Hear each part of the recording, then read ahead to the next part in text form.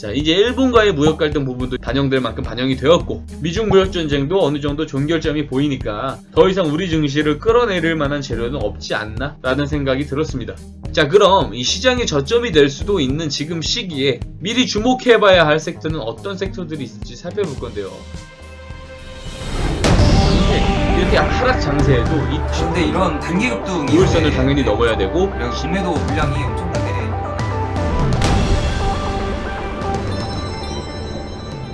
Nice stack.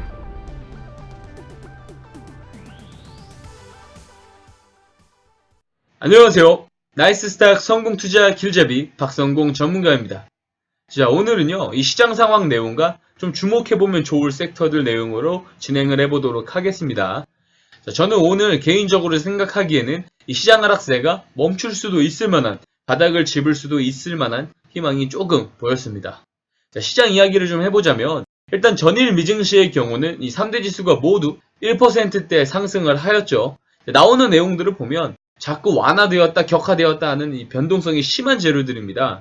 자, 보면 미중 무역 협상은 정말 좋아지다가 나빠지다가 반복을 하면서 이 투자자들의 관망세를 확대시키는 요인이 되었는데요. 이 많은 전문가들이 이때쯤이면 좋아질 거다 아무리 말해도 이 트럼프 대통령의 변덕스러운 발언들은 특히나 우리 증시에 암적인 악재로 작용을 하였습니다. 자, 어제 나온 재료는 미중 무역 협상에 있어 좀 완화적인 내용인데요.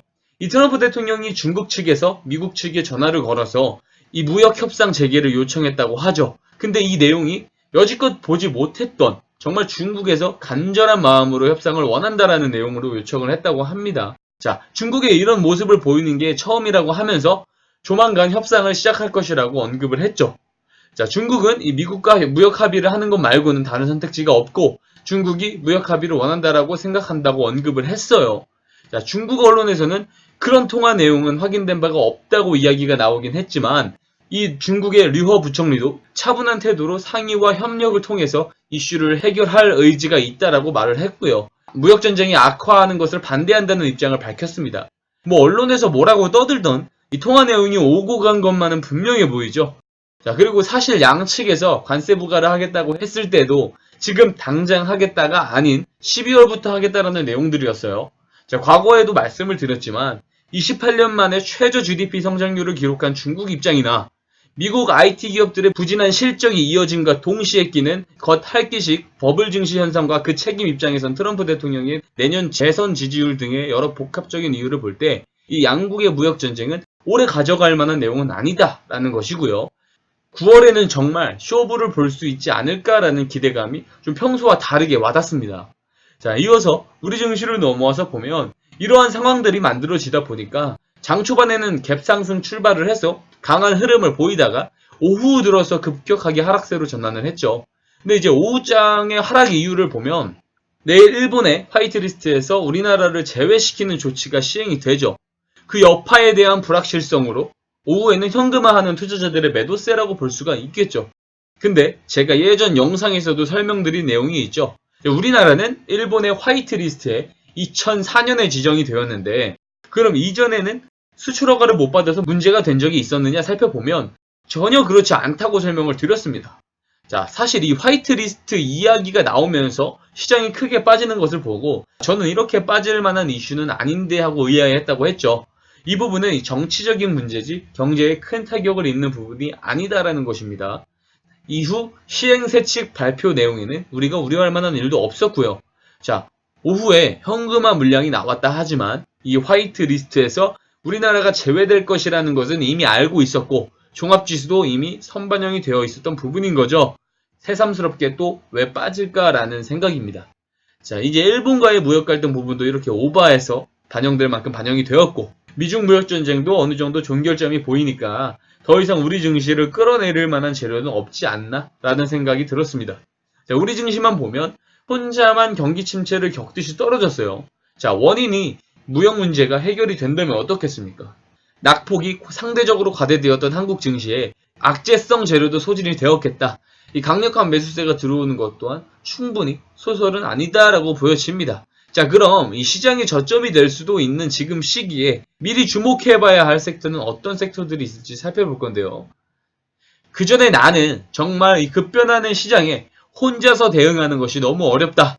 매일 손실만 커진다 하시는 분들은요.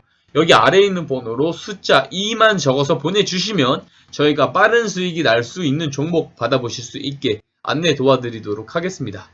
영상을 계속 시청하시기 전에 좋아요와 구독, 알림 설정을 눌러주시면 앞으로도 좋은 정보 많이 올려드리도록 하겠습니다.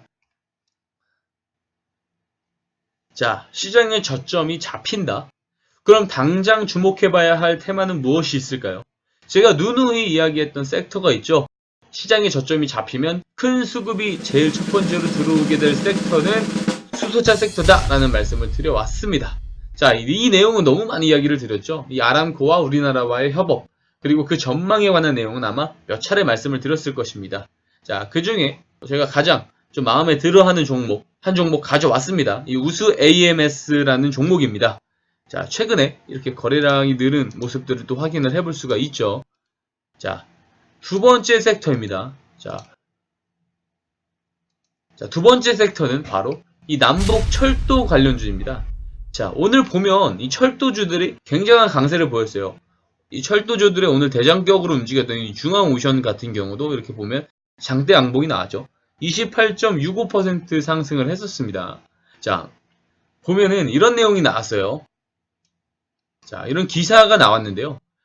트럼프 대통령이 러시아와 한국 사이에 있는 지정학적 이점을 이야기를 하면서 또 철도를 이야기를 하면서 북한은 엄청난 경제적 잠재력이 있다라고 강조를 했습니다.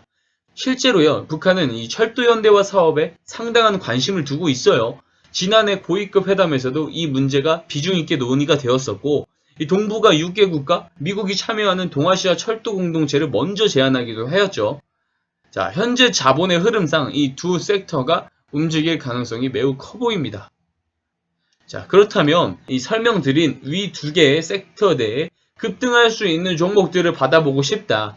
나는 혼자 매매하면 항상 마이너스만 난다 하시는 분들은요. 여기 아래에 있는 번호로 숫자 2만 적어서 보내주시면 저희가 빠른 수익이 날 수 있는 종목 받아보실 수 있게 안내 도와드리도록 하겠습니다. 영상을 끝까지 잘 보셨다면 아직까지 눌러주시지 않으신 분들은요.